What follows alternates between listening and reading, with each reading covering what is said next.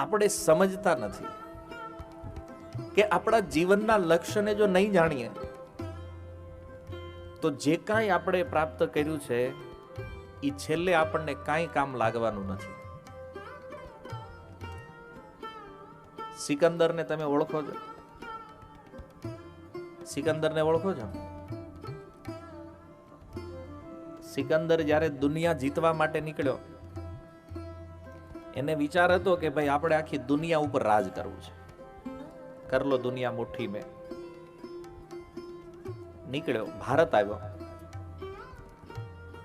તો એ જ્યારે દુનિયા જીતવા નીકળ્યો ને, તો એના મિત્ર એને એક સલાહ આપી. એને કીધું કે તું દુનિયા જીતવા માટે જા છો ને, તો એક ભારત નામનો દેશ છે, અને તું જ્યારે ભારતમાંથી આવી ને તો મારા માટે એક સાધુ લેતો આવજે. અને એના મિત્ર એટલે એને કીધું હું દુનિયા જીતવા જાઉં છું, તારે શું ગિફ્ટ શું જોઈએ? તો કે ભારતમાંથી એક સાધુ લેતો આવજે. પછી સિકંદર ભારતમાં આવ્યો અને એને રોગ લાગુ પડ્યો. ખબર પડી હવે થોડા દિવસના મહેમાન. તો પેલા મિત્રની વાત યાદ આવી. એને કીધું એના સૈનિકોને જાઓ એક સાધુ લેતા હોય. બધા અહીંયાના લોકોને પૂછ્યું કે સાધુ ક્યાં મળે? તો કે સાધુ જંગલમાં હોય. જાઓ જંગલમાંથી લેતા આવો. તો એક સાધુ તપસ્યા કરતા હતા. એને જઈને કીધું કે મહારાજ હાલો અમારી યારે. કેમ? સિકંદર બોલાવે છે. સાધુ તો સાધુ કે કોણ સિકંદર? તો પેલા સૈનિકોને તો આમ બિચારો મગજ ફાટી ગયું કે કોણ સિકંદર એટલે મોઢું સંભાળીને વાત કરજો. કે આખી દુનિયાનો રાજા છે, આખા દુનિયાનો બાદશાહ છે સિકંદર ની, તમને બોલાવે છે. ઈ કે ઈ દુનિયાનો બાદશાહ થોડા દીમાં મરી જવાનો છે, કારણ કે સાધુ ત્રિકાળ જ્ઞાની હતા. એને કહી દીધું કોઈ સિકંદર વિકંદર ને ઓળખતો નથી, આમ નીકળા લે કે હવા આવવા દે. તો ઓલાને તો એમ થયું ઓહો, ઈ કે આપણા બાદશાહનું આવું અપમાન. ઈ કે તમને ખબર છે અમારા બાદશાહને જો ખબર પડશે તો મૃત્યુદંડ આપશે. હવે ઈ હું મૃત્યુદંડ આપવાનું? ઈ પોતે જ મૃત્યુના મુખમાં બેઠો છે. નથી આવું, જા કહી દેજે તારા બાદશાહ નહીં. સાધુ તો સાધુના તેવર તો તમે જાણો છો. તો ઓલાએ જઈને કીધું ઈ કે મહારાજ એ આવવાની ના પાડે છે. તો સિકંદરે કીધું પણ મારું નામ દેવું જોઈએ ને. દીધું ઈ કે તમારું નામ, તોય ન આવ્યા. સિકંદરને આશ્ચર્ય થયું કે હારું મારું નામ દીધું, આટલો મોટો શહેનશાહ બાદશાહ, ને તોય સાધુ નો આવ્યા. હાલો ઈ કે એની પાસે જ આવું. આવ્યો સિકંદર પોતે આવ્યો સાધુ પાસે, અને આવીને કીધું મહારાજ કેમ તમે આવવાની કેમ ના પાડો છો? મારો આદેશ હતો. ઈ કે ઈ બધી વાત રહેવા દે.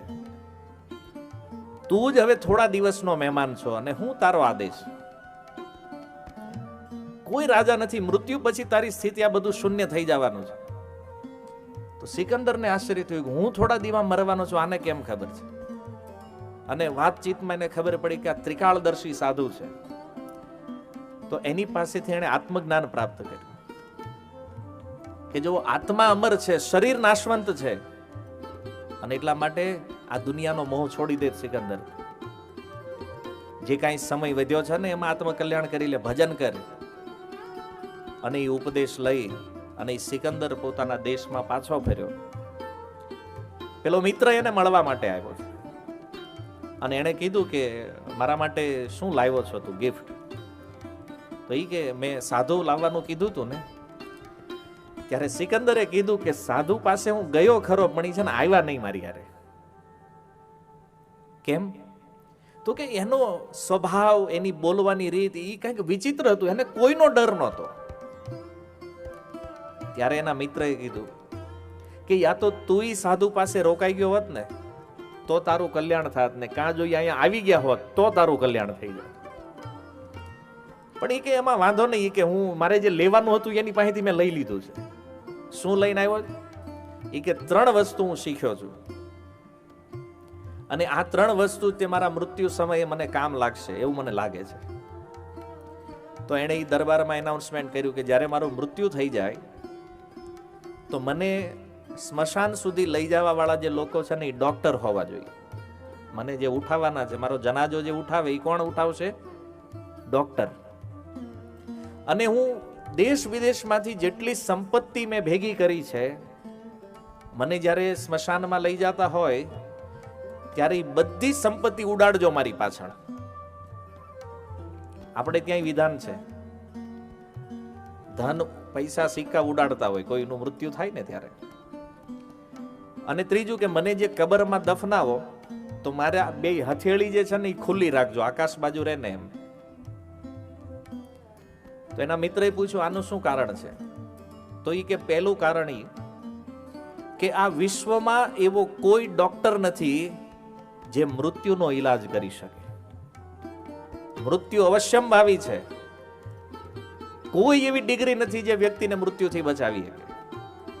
અને આ સંદેશ મારે દુનિયાને આપવો છે કે મૃત્યુથી બચાવે એવી કોઈ વિદ્યા નથી.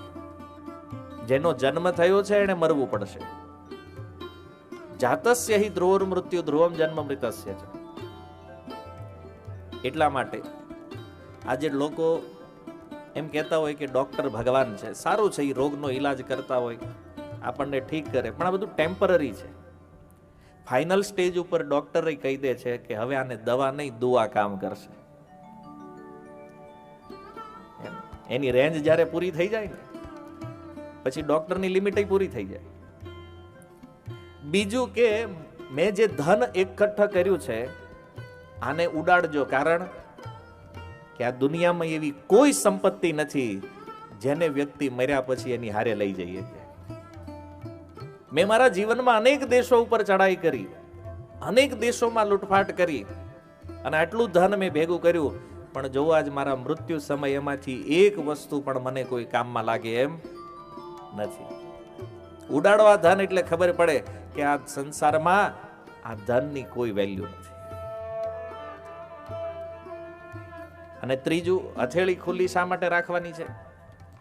કે 80% દુનિયાનો માલિક આ સિકંદર જો અહીંથી કઈ લઈને નથી ગયો તો આ સંસારને મારે કહેવું છે કે આ જગતમાંથી કોઈ કઈ લઈને જવાનું નથી. આ એની કથા છે. તો વિચાર કરો કે 80% પૃથ્વી જેને જીતી લીધી છે, એ વ્યક્તિ જો એમ કહેતો હોય કે આમાં કઈ નથી, તો આપણે તો હજી માનવી નહીં, પૈસા વગેરે તો કાંઈ નહીં. આપણું એટેચમેન્ટ ખતરનાક લેવલે અંદર વયું ગયું. એટલે હું સમજાવું છું, ધન જીવનમાં જરૂરી છે. જીવન જીવવા માટે, વ્યવહાર કરવા માટે, આ કથા કરવી હોય તો પૈસા વગર ન થાય. ધર્મ માટે પણ ધન જોઈએ, પણ એ જીવનનું લક્ષ્ય એ નથી. જીવનનું લક્ષ્ય છે ભજન. કે ધન કમાવાની સાથે સાથે, પરિવારનું પાલન કરવાની સાથે સાથે વ્યક્તિએ ભગવાનના ભજનમાં લાગવું જોઈએ. આ અસલી ઉદ્દેશ્ય છે આપણા જીવનનો. કારણ કે જો આ નહીં કરીએ તો પછી આખી જિંદગીની મહેનત જેમ સિકંદરની બેકાર ગઈ ને એમ આપણી બેકાર જશે.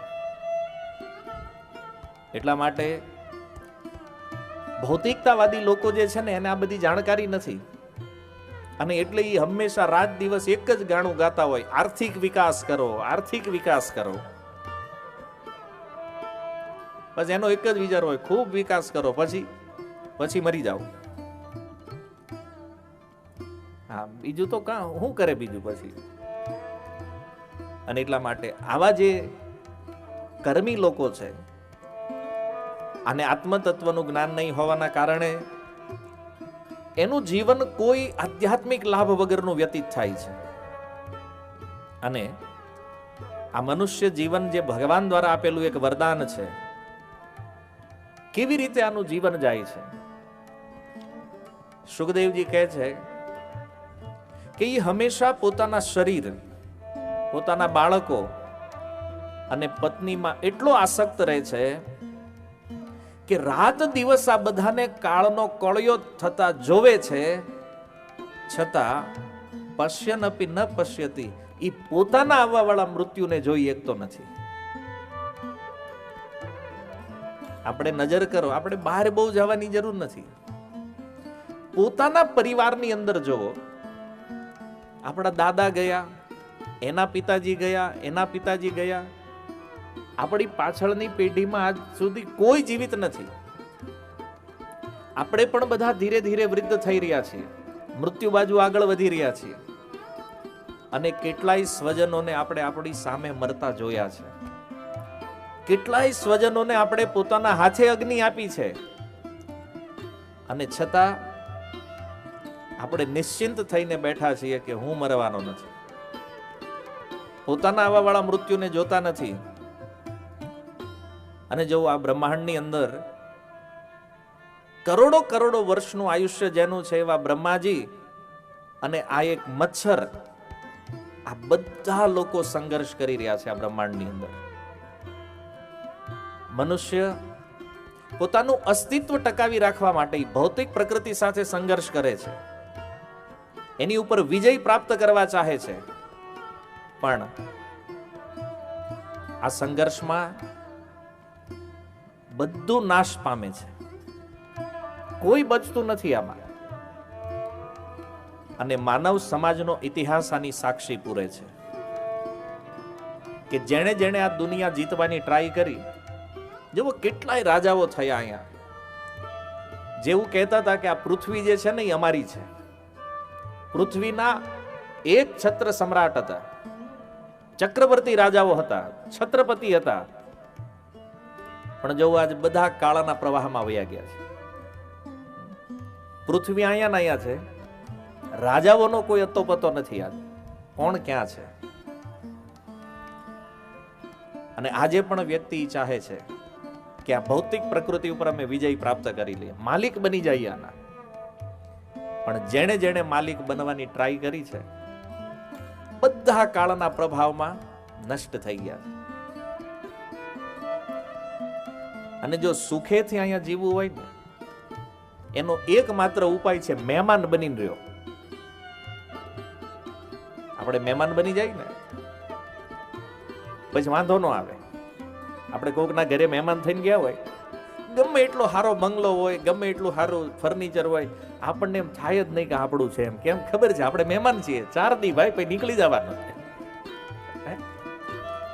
એમાં સંસારની અંદર આપણે આવ્યા ને, તો જે ઘરમાં આપણે રહીએ છીએ, જે ગામમાં રહીએ છીએ ને, આપણે મહેમાન જ છીએ. અહીંયા ઓલા 4 દીના છે, આ કઈક 60-70 વર્ષના છીએ મહેમાન. ટાઈમનો ફરક છે ખાલી. અને મહેમાનને કોઈ દી એમ ન થવું જોઈએ કે આ મારું છે, નહીતર લોચો થાય. હકીકત પ્રોબ્લેમ ન્યા છે કે આ સંસારમાં આવ્યા ને આપણે એવું માનવા માંડ્યા કે આ પૃથ્વી, આ ઘર, આ પરિવાર, આ સમાજ, આ બધું મારું છે. પ્રોબ્લેમ અહીંથી શરૂ થયો. કોઈ એમ કહેતો હોય મારું છે, તેને પૂછો જન્મ્યો તો હારે લઈને આવ્યા હતા? જન્મ થયો તો હારે કપડું નહોતું ભાઈ, ઈ કોકે લાવીને આપ્યું. અને મરી જાય ને ત્યારે કાંઈ આવતું નથી. અહીંનું જે છે ને અહીંયા જ મૂકીને જવું પડે. આ નિયમ છે, બધા જોવે છે, જાણે છે, તોય માથાકૂટ આમાં જ કરે. આ એક એવી માથાકૂટ છે કે બધાને ખબર છે આમાં કાંઈ નથી, તોય કરવી છે. તમે આને સરળતાથી હું સમજાવું. તમે જો અહીંયા આપણે એક રાઉન્ડ બનાવી દઈએ મોટું, આ મેદાન જેવડું, અને એ રાઉન્ડની અંદર છે ને 1-1 કિલો સોનાની ઈંટ મૂકી દઈએ, 1-1 કિલો વાળી. 1000, 1500, 2000, 2500 કલ્પના કરી લો, જેટલી આમાં હમાય એટલી રાખી દીધી. પછી તમને કહેવામાં આવે કે ભાઈ આમાંથી તમારે જેટલી લેવી હોય એટલી તમારી લઈ જાઓ, જેટલી ઉપાડી શકો એટલી. પણ શરત એ છે કે એ રાઉન્ડની બહાર તમે ન લઈ જઈએ. તમે રાઉન્ડની અંદર વયા જાઓ અને અંદર જેટલી ઈંટ આમથી આમ કરી નાખો એ તમારી બધી, પણ રાઉન્ડની અંદર.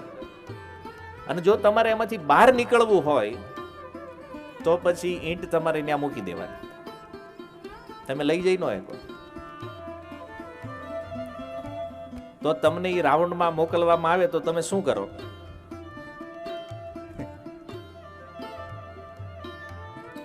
કલ્પના કરો શું કરો એમાં? એ કે બહાર તો લઈ જવાની જ દેવાના, હું માથાકૂટ કરવી પછી નહીં કરો. તો એ રાઉન્ડ જે છે ને ગોળ, એ પૃથ્વી છે. એ એક રાઉન્ડ તો છે જ, એ પૃથ્વી છે અને એમાં આપણને બધાને ઉતાર્યા છે. અને અહીંયા બધી ભૌતિક સુખ સુવિધાઓ મૂકી દીધી અને નિયમ એ આપવામાં આપ્યો છે કે તમારા ભાગનું જેટલું છે એટલું વાપરો, મજા કરો, જલસા કરો, આનંદ કરો, કાંઈ વાંધો નહીં, પણ કાંઈ લઈ જવાનું નથી. ઈશોપનિષદ કહે છે ઈશાવાસ્યમ ઇદમ સર્વમ યત કિંચામ જગત્યામ જગત તેન ત્યક્તેન ભુંજીથા માગૃદ્ધ કસ્ય સ્વિદ્ધનમ. ઈ કુંડાળામાં જ્યારે આપણને ઉતાર્યા ને કઈને મોકલ્યા છે કે તમારો ભાગ આટલો છે, આ ઘર તમારું છે, આ જમીન તમારી છે, આ પૈસા તમારા, આટલું વાપરવાનું છે, આમાં મજા કરવાની, કોકનું લેવાનું નથી. ના પાડી. માગૃદ્ધ કસ્ય સ્વિદ્ધનમ, બીજાનું નથી ઉપાડવાનું. અને તોય આપણને આપણું મળ્યો એનો વાંધો નહીં, પણ બીજાનું જોઈને આ ક્યારે મારું થઈ જાય, આ પ્રોબ્લેમ. હવે તમે ગમે એટલું કદાચ લઈ લ્યો, ભેગું કરી લ્યો, પણ મૂળ વાત તો ઈ છે કે આ સર્કલની બહાર લઈને તમે જઈ એકવાના નથી. જો આપણે કાંઈ લઈ જ નથી જઈ એકવાના તો પછી આ બધો ટાઈમ પાસ શા માટે? માની લો કોઈ વ્યક્તિ રાઉન્ડમાં ઉતરે ને બધી ઈંટો ફેરવે, હવારથી લઈને હાંજ સુધી આમ લઈ જાય, હાંજથી હવાર પાછી આમ લઈ જાય, એને શું મતલબ છે એ મહેનતનો? તો એવું આ જીવન છે. એટલા માટે કે પ્રકૃતિની જે વસ્તુ ઉપર આપણે માલિકીનો દાવો કરશું ને, કાળ એને નષ્ટ કરી દેશે. અને જેને જેને આપણે કીધું આ મારું છે, આ બધું કાળ નષ્ટ કરી દે છે. આપણે કહીએ આ ઘર મારું છે, પરિવાર મારું છે, લોકો મારા છે, પણ મૃત્યુ સમયે એક જ ક્ષણની અંદર કાળ બધું સમાપ્ત કરી દેશે. આ બધું જોવે છે, જાણે છે, એવું નથી કે આ જ્ઞાન કોઈને ખબર નથી. બધા લોકો આ જાણે છે અને છતાં વ્યક્તિ માલિક જેવો વ્યવહાર કરે છે. આપણે માલિક નથી, મહેમાન છીએ. અચ્છા, તો પ્રશ્ન એ છે ભાઈ માલિક કોણ છે? આપણે જો મહેમાન છીએ તો માલિક છે કોણ? ઈ ભગવાન છે.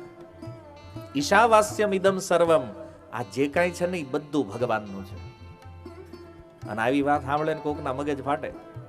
મહેનત અમે કરવી, કમાવી અમે, અને એનું કેમ છે બધું? એનું એક જ પ્રમાણ છે કે આપણે અહીંથી બધું મૂકીને નીકળી જવું પડે છે. એટલા માટે કે આપણું નથી, અને જો આપણું હોય તો આપણે મૂકવી ખરા? છતાં મૂકી દેવું પડે છે, કારણ કે માલિક ઈ છે. અને જે માલિક હોય ઈ જ દાવો કરીએ કે ના મારું છે.